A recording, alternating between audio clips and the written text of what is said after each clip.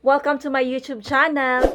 Paano ba malalaman na na-hack na pala ang ating mga Facebook account kahit pa nagagamit o ginagamit pa natin ito?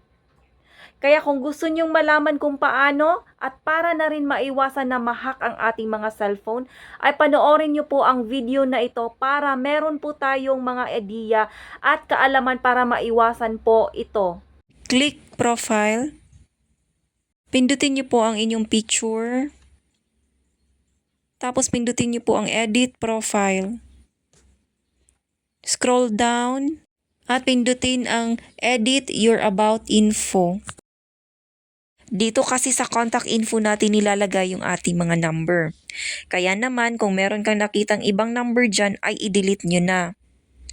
Kasi dyan din makikita kung may ibang link ng number na nilagay yung hacker para mas madali nilang ma-detect at ma-open yung account natin sa Facebook. Kaya naman ay i-delete nyo na. Hanggang dito na lang. Maraming salamat sa inyong panonood. Sana po ay may natutunan.